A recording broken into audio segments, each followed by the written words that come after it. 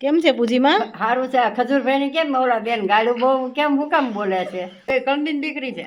કણબીન એવી ગાળું બોલાય? એ તો સારું કરે, બધાને મકાન કરી દે છે. હું ઈ જ કહું છું ને મારી, બધા આખી દુનિયા ઈ જ કે આખું ગુજરાત. હું કામ ગાળું દે છે એને? કાંઈ કારણ? એને કોઈનું ભૂંડું કર્યું છે? ભાઈ એને કોણ પકડે માડી? ખજૂરભાઈ તો કેવા કામ કરે તમને ખબર છે ને? ખજૂરભાઈ ખજૂરભાઈ ને સંધાય ને મકાન કરી દે ઈ ખબર. આ બેન તો કેવી ગાળું બોલે છે. તો હું આ બેન તો મન ફાવે એમ બોલે. હા, એવું કેવાય કે સારા કામ કરતા હોય ને માડી? ન કહેવાય. એને શું થાય છે? ઈ એને કાંઈ નથી થતું તોય ગાળું દે માડી. શું કામ એને ખજૂરભાઈ હું કામ ગાળું દે? કાંઈ કારણ એને પકડી લેવાય તો શું કામ ગાળું બોલે?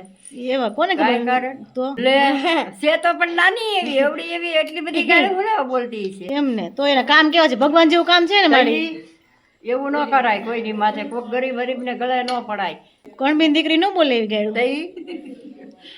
ખજૂરભાઈ બધાય નથી દેતા? બધા દે છે, બધા બધાયને દે, ગામો ગામ દે. કોઈ માંદું હોય હાજુ હોય મકાન કરી દે છે. ખણ ખોટા હોય, કોઈ કોઈને કરે ને કરવા દેવું ન હોય એટલે. એટલે ગરીબ ગરીબ ને ગળે પડે એમ ન સારું થાય.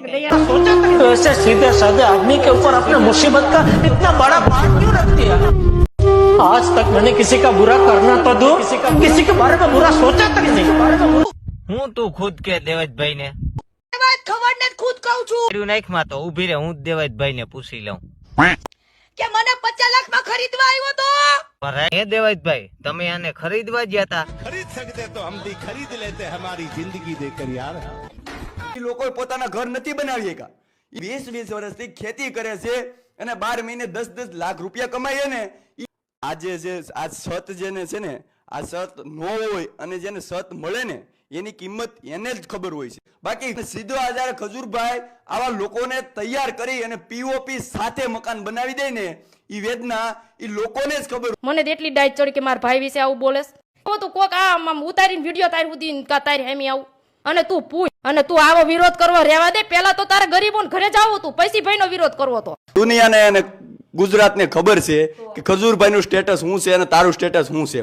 કે કેવી રીતે છે ને કેવી રીતે તું ગરીબ ના ઘરે એક વખત જા તો તને શબ્દ કેમ એના વિશે કાઢવા એ વિશે કરત તું હાલી નીકળેલી. તમારાથી કોઈ બદનામ નથી થવાના. આપણી વગાડીને કહું છું તું એકદમ હામી આય. એને હવે કઈ દેવાનું છે? સોડા દાડ આવે ને તોય તે મકાન ની વાત કરે છે તું ખાકા 4.5 લાખ માં ગાયો ભેંસો ને રાખવાનું ઢાળ્યું નથી બનતું.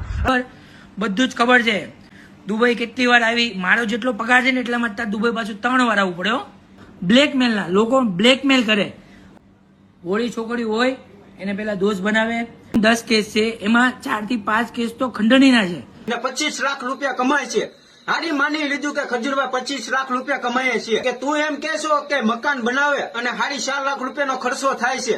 પણ બાકી ભારતની અને ગુજરાતની જનતા જેટલી બધી છે ને એ બધી ખજૂરભાઈ સાથે જ રહેવાની છે. ને તારા ઇન્સ્ટાગ્રામ અને યુટ્યુબમાં કેટલા ફોલોવિંગ ફ્રેન્ડ ફોલોવિંગ છે તે ગરીબ માટે શું કર્યું? બધા જ ખજૂરભાઈ ના ફ્રેન્ડ ફોલોવિંગ ને કહેવા માંગુ છું કે બને એટલો આ વિડીયો શેર કરો. મિત્રો, આ ખજૂરભાઈ ને ઇજ્જત નો સવાલ છે કે ખજૂરભાઈ આવું સારું કામ કરે છે, એની આવી નિંદા થતી હોય ત્યારે બહુ દુઃખ લાગે છે. તો ખબર પડે કેમ બનાવાય. વાતું કરવી તો બહુ હેલી છે, એકવાર કરીને બતાવો. અરે એકવાર તમે કોઈક નું સંડાસ તો બનાવી જુઓ. આટલા બધા ગરીબોના ઘર બનાવે છે. તું ખજૂરભાઈ આજે માફી નહીં માગે, કાલે નહીં માગે. કોઈ ખોટી રીતે રિવાજ ઉભો ના કરીશ. અને ખજૂરભાઈ ને ગોવાની અંદર માર્યા હતા એમ તો ખજૂરભાઈ નો વિડીયો હોય તો બધાને વાયરલ કરતું. મને એવું લાગે છે તમે જો સામે પડવામાં આમાં મજા નથી. કોઈ ગરીબાના તમે કામ અટકાવો છો. એ ભગવાનના રૂપ ને સમજતી નહીં અને મકાન બનાવ્યા હે અને કીર્તિ પટેલ હજી સમજતી નહીં કે તું ઓકાતમાં રહે છે. આ ખાસ વિડીયો કીર્તિ પટેલ માટે